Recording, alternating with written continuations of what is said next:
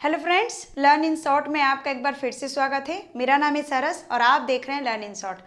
So friends, ये video मैं फिर से जो बना रही हूँ, ये इसका जो कल मैंने एक वीडियो डाला था उसमें आपने बहुत सारे कमेंट किए हैं।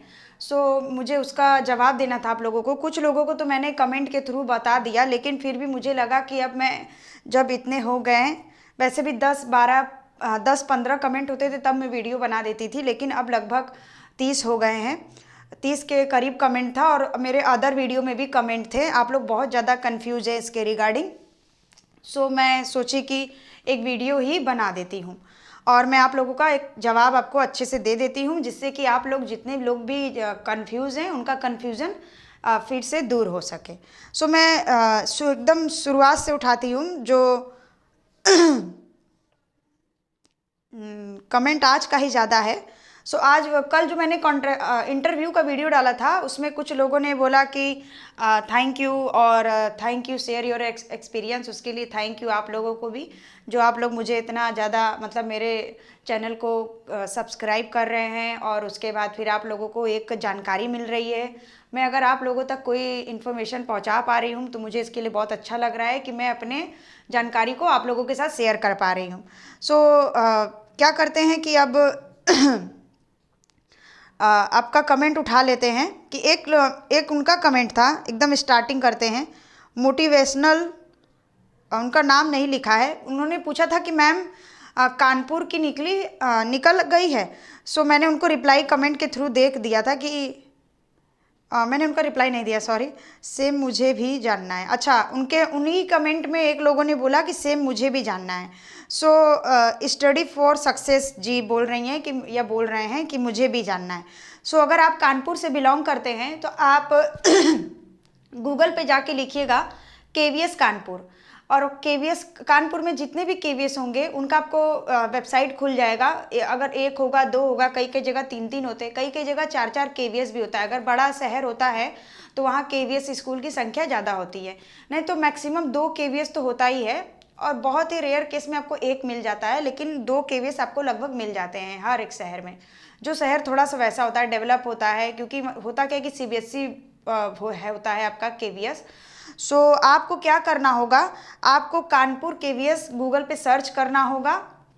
उसके बाद मैंने देखिए आपको पहले भी बताया है कि इतने सारे स्टेट हैं, उसके अंदर इतने सारा जिला है, तो मैं आपको अलग अलग के बारे में ऐसे नहीं बता पाऊंगी। मैं अगर कुछ कुछ सिटी को जानती हूँ तो मैं उनके बारे में ही आपको बता पाऊंगी।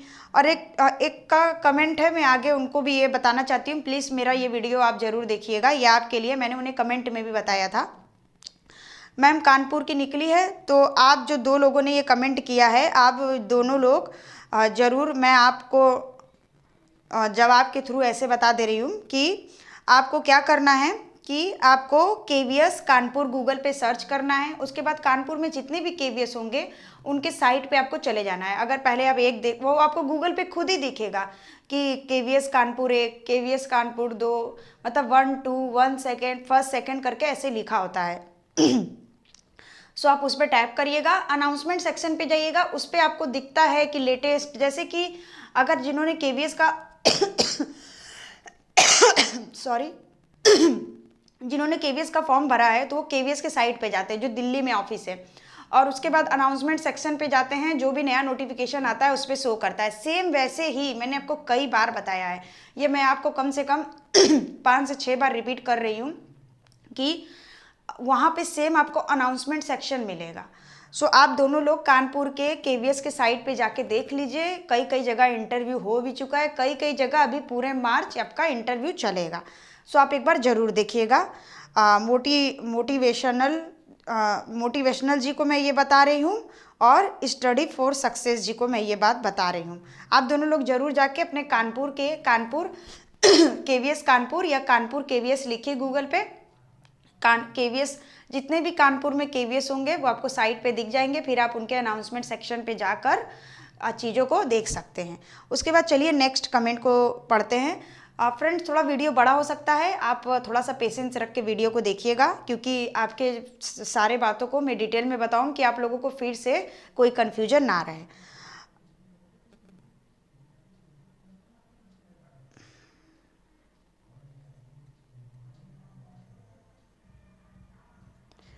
एक ने कि अभी मैं देख रही हूँ, पहले ढंग से बैठ जाओ, बार बार सेटल होके बार बार टॉप सही करना, इधर उधर ईचिंग करना। अब ईचिंग होगा तो ईचिंग करेंगे ही ना। अगर घर है, मच्छर आ रहे हैं, जाहिर सी बात है आप मच्छर मक्खी से तो आप भी एकदम फेमिलियर होंगे। हम लोग इतने आउटर में रहते हैं और यहाँ पे हज़ारों की संख्या में मच्छर है। अगर मच्छर काटेगा तो जाहिर सी बात है ना, ईचिंग करेंगे। आप लोग भी कमाल करते हैं। प्रेरणा, कोई प्रेरणा करके हैं। अरे आपको मेरे इन्फॉर्मेशन से मतलब है कि ढंग से मतलब है? अब मेरे पास कुर्सी टेबल नहीं है बैठने को, मैं आप लोगों को खड़े होके बताती हूँ या ज़मीन पे बैठ कर बताती हूँ। अब अगर मैं, आप लोग भी कहीं पे जाते हैं, आपके अगर दुपट्टा सही नहीं होता है तो क्या आप सही नहीं करते हैं? ये सब कोई बातें नहीं होती हैं। आपको जानकारी लेना है, आप वो लीजिए। आप फालतू क्यों कमेंट करते हैं? ये सब बहुत ही गलत बातें हैं आप लोगों की, जो भी ऐसे बात बोलते हैं। बाकी बहुत अच्छे होते हैं, मतलब कई लोग बहुत अच्छे होते हैं जिनको सिर्फ अपने नॉलेज से मतलब होता है। अब मुझे खांसी आ रही है, अब मुझे सर्दी है, तो आप फिर क्या कहेंगी प्रेरणा जी कि आप खांसिए मत। अगर मक्खी है, मच्छर है, अब मक्खी तो नहीं है फिलहाल, लेकिन यहाँ पे मच्छर बहुत है, क्योंकि मैंने आपको एक वीडियो में बताया था कि आपको केवीएस का आवाज़ कैसा मिलता है, मैं कैसे जगह पे रहती हूँ। तो यहाँ पे हज़ारों की संख्या में, तो 1000 से भी ज़्यादा मच्छर है। हम लोग के कमरे में भी इतने मच्छर होते हैं, चाहे जितना भी उपाय कर लो। तो मच्छर काटेगा तो ईचिंग तो होगा ही ना। आप लोग ऐसे फेमिलियर बनिए कि नेचुरल चीज़ों के साथ तो रहिए। क्यों आप लोग फालतू चीज़ों में ध्यान देते हैं? पहले ढंग से बैठ जाओ, सेटल हो जाओ। ज़मीन पे बैठेगा इंसान तो कैसे सेटल होगा? मैंने अपनी पूरी पढ़ाई की जर्नी ही ज़मीन पे बैठ के की है। कैसे कैसे कमेंट करते हैं फालतू। चलिए इनकी बातों को छोड़िए।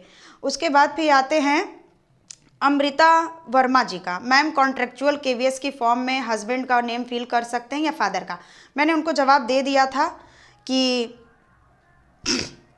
आप अगर मैरिड हैं तो आप अपने हस्बैंड का नेम फिल कर सकते हैं, लेकिन मार्कशीट में मैम फादर का नेम है, उससे कोई फ़र्क नहीं पड़ता है। अगर आप मैरिड हैं, फॉर्म को देखिए क्या जज, मतलब फॉर्म वो लोग क्या देखते हैं, आपका क्वालिफिकेशन मेन देखते हैं, और आपका जो आप जिसके लिए आप सीटेड हैं वो देखते हैं। इतना उन लोगों को कोई फ़र्क नहीं पड़ता। आपका ना तो ना पेन वेरीफाई करते हैं, ना आधार वेरीफाई करते हैं, इतना चीज़ें वो लोग वेरीफाई नहीं करते हैं। वो सीधे आपको देखिए क्या वेरीफाई करते हैं, वो आपको आप फादर का भी नाम लिख सकते हैं, आप अगर मैरिड है आप हस्बैंड का भी नाम बिल्कुल लिख सकते हैं, कोई भी इसमें आपको सोचने वाली बात नहीं है। ये कमेंट था अमृता वर्मा जी का। उसके बाद फिर शायद कोई दूसरे ने बोला, यूज़र करके हैं, कि लेकिन मार्कशीट में नाम फादर का है, उससे कोई फ़र्क नहीं पड़ता। आप किसी का भी नेम मेंशन कर सकते हैं। आपको अगर डाउट है तो आप फादर का नेम भी मेंशन कर दीजिए, कोई इससे फ़र्क नहीं पड़ता। इतना सारा चीज़ें वहाँ पे चेक नहीं होती हैं जितना आप कंफ्यूज्ड हैं। अमृता वर्मा जी, मैंने आपको ये जवाब कमेंट के थ्रू ही दे दिया था। उसके बाद किसी ने पूछा तो मैं उनको भी बता देती हूँ। आप चाहे तो अपने फादर का नेम लिखिए या फिर आप अपने हस्बैंड का नेम लिखिए, कोई इससे मतलब नहीं है। उसके बाद फिर आते हैं नेक्स्ट में। नेक्स्ट कमेंट है कि डेमो क्लास नहीं हुई है क्या?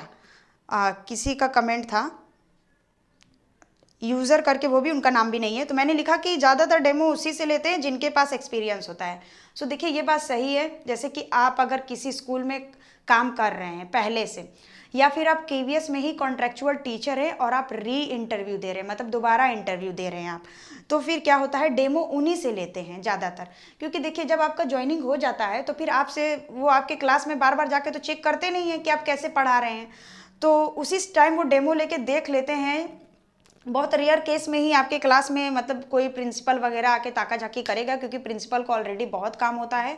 ज़्यादातर डेमो उसी से लेते हैं। मैंने लिख दिया था जिनके पास एक्सपीरियंस होता है। आपसे ज़्यादा क्वेश्चन करेंगे अगर आप फ्रेशर हैं तो, चीज़ें आपसे पूछेंगे, आपसे नॉर्मल चीज़ें पूछेंगे कि आप बच्चों को कैसे मैनेज करेंगे, कैसे एडजस्ट करेंगे। और अगर डेमो ले भी लेते हैं तो कोई बड़ी बात नहीं है। आपसे ये करवा सकते हैं कि जैसे मुझसे क्या करवाए थे कि मुझसे इन्वायरमेंटल स्टडीज़ का स्पेलिंग लिखवाए थे। जब मैंने पूछा कि, मैंने बताया कि मुझे ईवीएस में रुचि है, मैंने बताया, और मैं बच्चों को पढ़ाना चाहती हूँ ईवीएस, तो उन्होंने मुझे पूछा कि ईवीएस का पूरा नाम क्या है और आप उसका स्पेलिंग लिख कर दिखाइए, और आपसे भी बहुत सारे स्पेलिंग वो लिखवा सकते हैं। उसके बाद देखिए उसी में उन्हीं का कमेंट है कि हाँ, कोई लड़का ही है, मतलब जेंट से कोई मेल है, उन्होंने बोला कि I am Hindi medium fresher student, it's my first interview in KVS contractual PRT post. I am Hindi medium fresher student, it's my first interview KVS contract. तो कोई बात नहीं है, आप हिंदी मीडियम से रहें या आप अंग्रेजी मीडियम से रहें, मैंने आपको कल के ही इंटरव्यू वाले वीडियो में बता दिया था कि आप आप हाँ, आप अब पहले अपना इंट्रोडक्शन इंग्लिश में दीजिए, उसके बाद आपको इतना तो होगा ना कि वो कुछ बोले इंग्लिश में तो आप समझ सके। वहाँ पे देखिए वहाँ पे बाहर से कोई नहीं आता है, वहाँ पे आपको स्कूल के ही लोग मिलेंगे, आपसे पूछ लेंगे। जैसे मुझसे पूछा गया था कि व्हाट इज़ इंक्लूसिव एजुकेशन, ऐसे करके पूछा उन्होंने। सो मैंने उसको हिंदी में कन्वर्ट करके फिर समझा दिया। मुझे भी बहुत प्रॉपर इंग्लिश नहीं आती है, मैं भी एक मतलब इतना इंग्लिश आती है जितना आना चाहिए, कि एकदम फ्लुएंसी के साथ नहीं है, क्योंकि हम लोग का एटमॉस्फेयर ऐसा नहीं होता है। सो आप जाइए आराम से, आप सबको जो भी मेरा ये वीडियो देख रहे हैं, आप एकदम आराम से जाइए, बेहिचक जाइए। बहुत सारा भीड़ होता है वहाँ पे, बहुत ज़्यादा लोग होते हैं, लेकिन आपको सबके सामने नहीं देना होता है, आपको अकेले ही इंटरव्यू देना है। तो ऐसा नहीं है कि आप हेजिटेट हो जाएं या फिर आपको कोई बेइज्जती फील हो रहा है। सो ऐसी कोई बात नहीं, आप नॉर्मली जाइए, इंटरव्यू दीजिए। उसके बाद नेक्स्ट आते हैं हो गया, कब होगा कब होगा किसे कहा जाए। अंकिता मिश्रा जी पूछ रही हैं कि कब होगा किसे कहा जाए। ये मुझे कुछ समझ में नहीं आया अंकिता जी, आप क्लियर लिखिए। उसके बाद फिर रानी रस्तोगी जी पूछ रही हैं कैसे करें फील मैम। रानी जी, मैंने आपको पहले ही बहुत सारे वीडियो में बता दिया है, आप जिस भी स्टेट से और जिस भी ज़िले से बिलोंग करती हैं, मतलब आपका जो भी राज्य है और उसके अंदर जो भी शहर में आप रहती हैं, सो आपको उसके साइट पे जाके देखना होगा। अगर आपको अदर जैसे कि अगर आप यूपी से बिलोंग करती हैं या एमपी से बिलोंग करती हैं या फिर किसी भी अदर स्टेट से बिलोंग करती हैं, सो आपको अगर अदर अलग अलग शहर का भी देना है रानी जी, सो आप क्या करिए कि उसको आप साइट पे जाकर देखिए। आपने दिया है क्या इंटरव्यू, विराट कोहली जी पूछ रहे हैं। अगर मैंने दिया नहीं होता तो मैं आपको अपना एक्सपीरियंस कैसे शेयर करती, और मैं इतनी सारी चीज़ें आपको बताती कैसे। हाँ, विराट कोहली उनका नाम है, विराट कोहली 36। आपने दिया है क्या इंटरव्यू? जी विराट जी, मैंने इंटरव्यू दिया है। और मैंने इसके पहले जो इंटरव्यू वाला वीडियो जिसमें आप कमेंट किए हैं, सो मैंने अपना ही तो एक्सपीरियंस शेयर किया है। और मैम अगर हम ज्वाइन कर लेता हूँ तो 1 साल तक ज्वाइन करेगा। ये अनुज टियोटिया जी हैं कोई, उन्होंने ये अनुज जी, मुझे आपका जो आपने लिखा मुझे वो कुछ समझ में नहीं आया कि मैम अगर हम ज्वाइन कर लेता हूँ तो 1 साल तक ज्वाइन करेगा, अगर हमारा नो बीच में खाई आए तो। अनुज जी, मुझे आपका बात समझ में नहीं आया, लेकिन मैं फिर भी एक चीज़ बता देती हूँ आपको कि अगर आपको ज्वाइनिंग करवा लेता है सो आपको 1 साल के लिए जॉब रहती है। उसके बाद जब नेक्स्ट ईयर जब इंटरव्यू होगा आपका, तो फिर आपको फिर से इंटरव्यू देना पड़ेगा। तो आपको वो रख भी सकते हैं और हटा भी सकते हैं, क्योंकि इंटरव्यू लेने का बार बार मतलब यही होता है कि 1 साल की आपकी वैकेंसी होती, मतलब जॉब होता है आपका। उसके बाद फिर आपको वो लोग अदर मतलब लोगों का इंटरव्यू लेकर या तो रख लेते हैं या फिर आपसे ही इंटरव्यू लेकर आपको भी रख सकते हैं। अनुज जी का ये मैसेज मतलब कमेंट था, मुझे पूरा बात उनका समझ में नहीं आया, लेकिन मुझे लगा कि शायद यही पूछना चाह रहे हैं।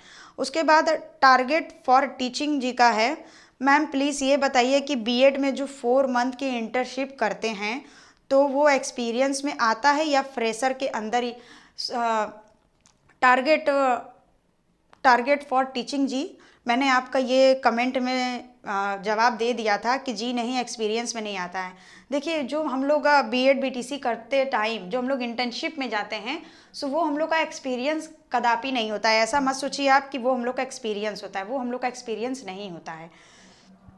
वो हम लोग को सिर्फ क्या होता है कि एक हम लोग का हेजिटेशन दूर करने के लिए कि हम लोग जा रहे हैं, एटमॉस्फेयर देख रहे हैं कि क्या है, मैम कैसे पढ़ा रही हैं।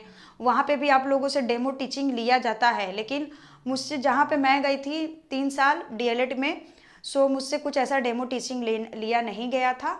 और मुझसे बस ऐसे बोलती, मतलब मैम लोग जो थी बोलती थी कि ये पढ़ा दो तुम, तो मैं पढ़ा देती थी, और नहीं तो फिर क्लास संभालो, क्लास संभालती थी, या फिर बच्चों को अपने अकॉर्डिंग ही मैं काम देती थी। सॉरी, मुझे सर्दी जुकाम है, इस वजह से थोड़ा सा खांसी आ रहा है। सो वो जो बीएड होता है हम लोग का या बीटीसी होता है, वो इंटर्नशिप हम लोग का वो नहीं होता है, वो सिर्फ हम लोग के लिए एक हम लोग का एग्ज़ाम टाइप ही है। मैम हिंदी सब्जेक्ट वाले हिंदी यूज कर सकते हैं, ये यूज़र कोई हैं उनका कमेंट है। जी हाँ, आप बिल्कुल हिंदी यूज कर सकते हैं, मैंने पहले भी बताया है आपको। आप अपना जाकर इंटरव्यू दीजिए, आप अपने तरीके से। देखिए फ्रेंड्स, जैसे मैं गई थी इंटरव्यू देने, तो एक लड़की आई थी, वो काफ़ी मतलब एज में थोड़ी कम भी थी। सो उसके पास एक्सपीरियंस भी नहीं था, नया नया उसने अभी बीटीसी किया हुआ था। और उससे फिर क्या कि उन्होंने कि कंप्यूटर का क्वेश्चन पूछने लगे। सो फिर वो कंप्यूटर से भी उतना ज़्यादा फेमिलियर नहीं थी, मतलब उतना ज़्यादा वो करती थी, नॉर्मली शट डाउन और ओपन करना ऑफ करना यही सब करती थी। तो फिर उसका इंटरव्यू बहुत जल्दी ख़त्म हो गया। तो आप इंटरव्यू दीजिए, आपके पास जो भी है। मैं ये बार बार आपको बता रही हूँ, आप लोग जो डाउट बता रहे हैं ऐसे मैं बार बार बता रही हूँ। उसके बाद मैम हिंदी सब्जेक्ट वाले, हाँ आप ज़रूर जाकर दीजिए। उसके बाद मैम आपका केवीएस में कॉन्ट्रैक्ट पर हो गया था क्या? जी मैं अपने बारे में बाद में बताऊंगी आप लोगों को। मेरे तो लाइफ में वैसे भी बहुत ज़्यादा अप एंड डाउन रहे हो आज तक रहे हैं। सो अभी हम लोग पहले इस पे फोकस कर लेते हैं। मैम केवीएस 2, हाँ देखिए ये स्वीटी जी का क्वेश्चन है। स्वीटी जी आप अगर मेरा ये वीडियो देख रही हैं, ये वीडियो भी आपके कल के वीडियो की तरह काफ़ी बड़ा होने वाला है और अभी भी हो गया 16 मिनट, क्योंकि आप लोगों के सवाल ज़्यादा थे और मुझे लगा कि सबको बताना जवाब ज़रूरी है। मैम केवीएस 2 चांदमारी छावनी पंचकूला, इसका इंटरव्यू कब तक है? पहली बात तो मुझे ये नहीं पता था कि चांदमारी छावनी पंचकूला कहाँ है। सो मैंने गूगल पे सर्च किया स्वीटी जी। सो ये शायद चंडीगढ़ की कहाँ पे था, मुझे अभी ध्यान नहीं है। मैंने 4 दिन पहले ही आपके एक जो कमेंट में देखा था तो किया था, तो वहाँ 2 केवीएस था स्वीटी जी। तो मैंने वहाँ देखा कि फेब में 15-16 तारीख को इंटरव्यू हो चुका और शायद एक का 1 मार्च में था, मतलब एक केवीएस का। सो स्वीटी जी मैम चावनी कर रही हूँ मैं इसके जो मैं आप कई लोगों का था कि आप फॉर्म डाउनलोड करके बताइए। तो स्वीटी जी मैं आपको वही आपके ही एरिया का मैं आपको कल वीडियो दिखा दूंगी, या फिर हो सकता है कि आज रात तक ही मैं आपको दिखा दूं। चांदी मंदिर छावनी पंचकूला में देखिएगा, मैं गूगल से वही उठाऊंगी और आपको दिखाऊंगी। कब तक है प्लीज़ एनी वन रिप्लाई। तो स्वीटी जी मैंने आपको पहले भी बताया था कि मैंने देखा था कि वहाँ पे अनाउंसमेंट सेक्शन पे चांद मंदिर छावनी पंचकूला का 2 केवीएस दिख रहा था। जब मैंने गूगल पे डाला कि ये एरिया कहाँ है, तो वो चंडीगढ़ की कहाँ का शो कर रहा था, मुझे अभी फ़िलहाल में याद नहीं है। और और तो मैं आप ही के मतलब कि यही चांद मंदिर का ही उठाऊंगी, क्योंकि आपने 2-2 बार ये बात पूछ लिया। क्योंकि कई लोगों ने पूछा कि बताया कि हरियाणा का बता दो, पंजाब का बता दो, लखनऊ का बता दो, कानपुर का बता दो, सो बनारस का बता दो। और तो लेकिन मैं आपने ये 2-2 बार पूछा और आप थोड़ा सा परेशान भी लग रही हैं, और मैंने आपको कमेंट के थ्रू बहुत डिटेल में बताया, लेकिन आपने बोला नहीं एक है। क्योंकि गूगल के हिसाब से वहाँ पे 2 केवीएस दिख रहा था, दोनों का इंटरव्यू हो चुका था। अभी मैं और ज़्यादा सर्च कर ले रही हूँ। मैं रात तक या कल मॉर्निंग में आप लोगों को ज़रूर, ये आपके लिए सिर्फ आपके लिए मैं बनाऊंगी, क्योंकि कई लोगों को है कि मैम फॉर्म कैसे डाउनलोड करें, कहाँ से मिलेगा, अनाउंसमेंट सेक्शन में कैसे मिलेगा। सो मैं आपको पूरा बनाऊंगी, तो आप लोगों को बस थोड़ा टाइम का और वेट करना है। उसके बाद फिर टीचिंग एस्पिरेंट्स जी हैं, फिर आपका सिलेक्शन हुआ कि नहीं मैम, तो मैं आपको बताऊंगी अपने बारे में कभी। मैम ये वैकेंसी कब तक आती है, क्या हर साल आता है? ये कौन है? नो गेन विदाउट रिस्क, अच्छा नो गेन विदाउट रिस्क जी पूछ रहे हैं या पूछ रही हैं जो भी हैं। मैम ये वैकेंसी कब तक आती है? तो ये वैकेंसी हर साल आपका मिड फेब से स्टार्ट हो जाता है और पूरे मार्च तक चलता है पूरे भारत में। उसके बाद हर साल ये आता है। और ये वैकेंसी कब तक आती है? तो आपका मिड फेब में आता है और पूरा मार्च चलता है केवीएस में। उसके बाद उज्जवल कौर जी का मैसेज है कि केवीएस में कॉन्ट्रेक्चुअल टीचर की कोई इज्जत नहीं होती है, कभी मत करना कॉन्ट्रैक्ट पर जॉब। जी ये बात बिल्कुल सही है, और ऐसा नहीं होता है भी कि आपके अकॉर्डिंग ये बात सही है कि बिल्कुल इज्जत नहीं होता, ऐसा बात नहीं है। लेकिन देखिए एक तो केवीएस की वैकेंसी होती है, आपको कम से कम इंटरव्यू देकर कुछ नॉलेज तो मिलता है। मतलब आप हो सकता है कि कर चुकी होंगी या कर चुके होंगे तो आपको लगता होगा इज्जत नहीं है, लेकिन 20-21 कहाँ पे आपका इज्जत है बताइए? प्राइवेट जॉब अगर आप कहीं भी करते हैं तो आपको प्राइमरी का 12 से 15 हज़ार रुपया मिलता है। उसके बाद फिर क्या होता है कि आपको इससे भी ज़्यादा काम वहाँ पे करना होता है। सो आप अपना एक्सपीरियंस लीजिए, इज्जत तो ठीक है, लेकिन ऐसा थोड़ा है कि आपको कोई एकदम जलील कर देगा, तो ऐसा भी नहीं है। आप अपना 1 साल 6 महीने का कम से कम एक्सपीरियंस लीजिए। कभी कभी देखिए क्या होता है कि समय पड़ने पर गधे को भी अपना बाप बनाना पड़ता है। सो होता क्या है कि आपको कुछ चीज़ों के लिए, कुछ चीज़ें क्या होता है कि कभी कभी देखिए कुछ कंडीशन ऐसे हो जाते हैं, जैसे कि अगर दो हस्बैंड वाइफ है, आपको मैं एक एग्जांपल देती हूँ, एक हस्बैंड और एक वाइफ है अगर, और अगर हस्बैंड सही नहीं है और अपने पत्नी के साथ अत्याचार करता है और कुछ मजबूरियां हैं पत्नी के साथ, सो उसको कुछ दिन के लिए तो अपने पति के साथ बिताना, कभी कभी औरत बच्चों की वजह से मजबूर हो जाती हैं और अपना जीवन ऐसे ही बिताती हैं। सो कुछ कुछ लाइफ में भी ऐसे ही स्ट्रगल्स होते हैं कि अगर इनकम चाहिए, कई लोगों को घर चलाना होता है, सो वो क्या करेंगे, वो यही ना काम करेंगे। और आप इसकी बात कर रही हैं उज्जवल कौर जी, मैंने लाइफ में ऐसे ऐसे चीज़ें देखी हैं, मतलब अलग अलग, मैंने अलग अलग पोजीशन में जॉब किया है, अलग अलग फील्ड में, टीचिंग फील्ड में नहीं, और आज से नहीं, बहुत बहुत समय साल से। सो उसमें भी कोई इज्जत नहीं रहता, लेकिन पैसा कमाने के लिए इंसान करता है, क्या करेगा, अपने घर मजबूरी, गुस्सा आ जाता है सबको, लेकिन घर मजबूरी, अगर कोई मैरिड है उसको अपने बच्चे को देखना है, घर को देखना है, तो करना पड़ता है। उसके बाद ये वैकेंसी के लिए कैसे अप्लाई कर सकते हैं, स्टडी चैनल जी का ये है। तो ये वैकेंसी के लिए मैंने कई बार आपको बताया है, अभी पहले भी बताया था कि आपको अपने लोकल सिटी में जाकर ये चीज़ें देखना पड़ेगा। मैडम जी, रिक्वेस्ट है आपसे कि हरियाणा में कहाँ है, कहाँ पर है कॉन्ट्रेक्चुअल बेस वैकेंसी।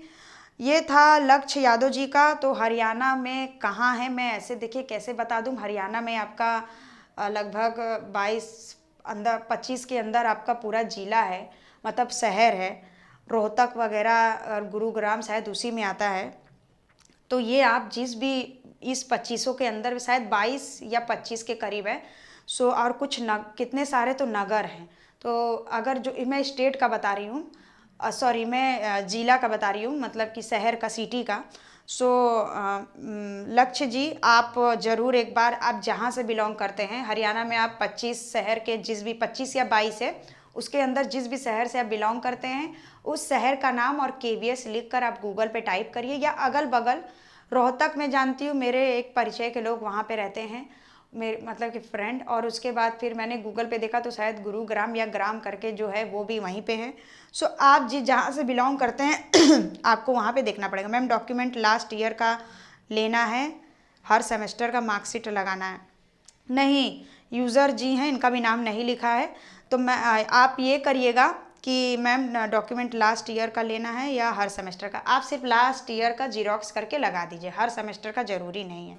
आप लोग इतने ज़्यादा पैनिक है ना कि बहुत डीपली ये है आपका इंटरव्यू, तो इतना डीपली नहीं होता है, बहुत नॉर्मल इंटरव्यू होता है।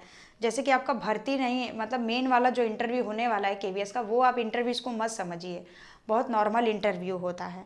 मैम कंपटीशन कितना होता है? कंपटीशन इतना होता है कि अगर मान लीजिए कि सबका इंटरव्यू वो लोग ले लेते हैं, भले वो लोग रखे ना, तो ये मानकर चलिए कि जैसे PRT का आपका 9 से 10 वैकेंसी है या 15 के अंदर वैकेंसी है, तो PRT में 50 से 60 लोगों का इंटरव्यू हो जाता है। और भी अगर आते रहेंगे तो होता रहता है पूरे दिन, जब तक उनका शेड्यूल चलता रहता है। सो इतना ही आपका ये चौधरी सना जी का मैसेज था। कंपटीशन कुछ ऐसा होता नहीं है, बस लोग आते रहते हैं, इंटरव्यू होता रहता है।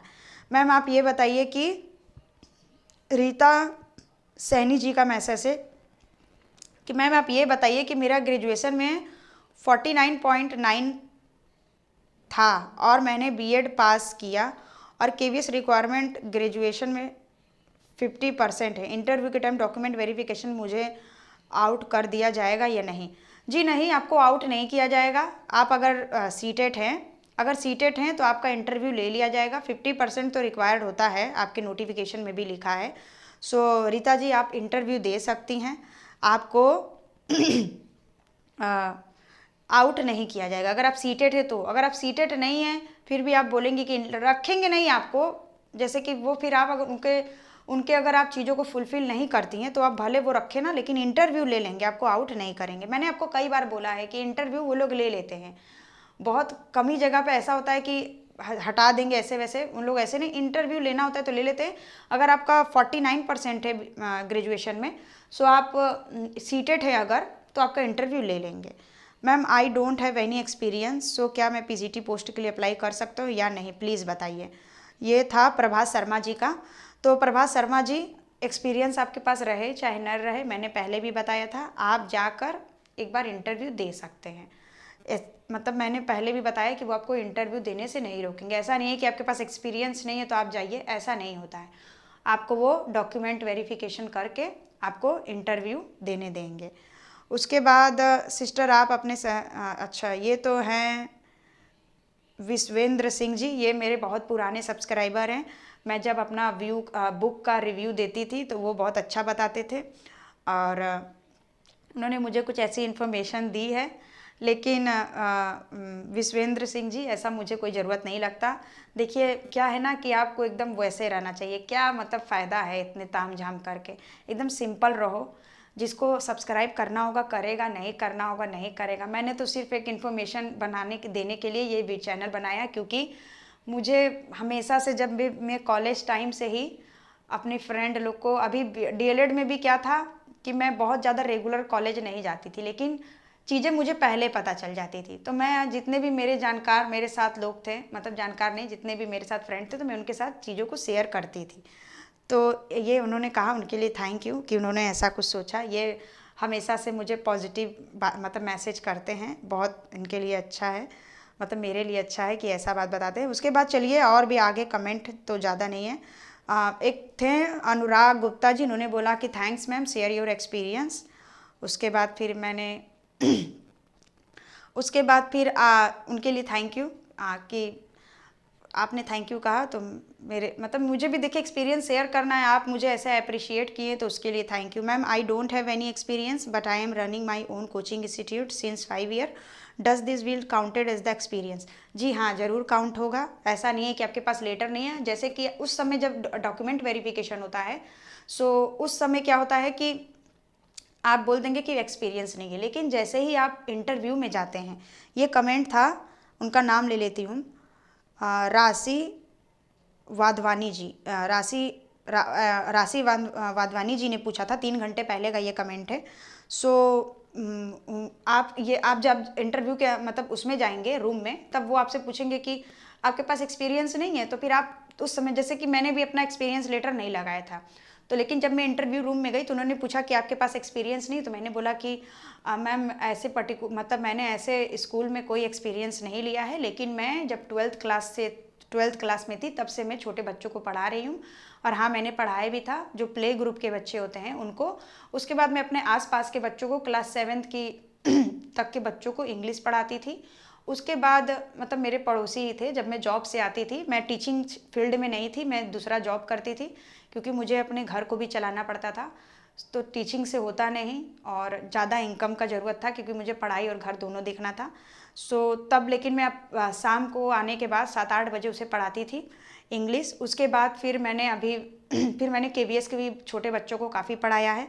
सो मैं उनके मतलब बुक वगैरह से, सिलेबस वगैरह से अवगत थी, तो मैंने वो सब चीज़ें उनको बता दी। तो आप ज़रूर ये बता दीजिए कि हाँ मेरा कोचिंग चलता है, और अगर वो बोल देंगे कि आपका अच्छा खासा कोचिंग चलता है तब आप क्यों ज्वाइन करना चाहते हैं, तो वो फिर आप अपना एक पॉइंट ऑफ व्यू रखिएगा वहाँ पे। उसके बाद फिर ये इस वीडियो का लास्ट कमेंट है, बाकी अदर वीडियो में भी कमेंट था, वो मैं नहीं ले रही हूँ क्योंकि ऑलरेडी वीडियो आधे घंटे का हो चुका है।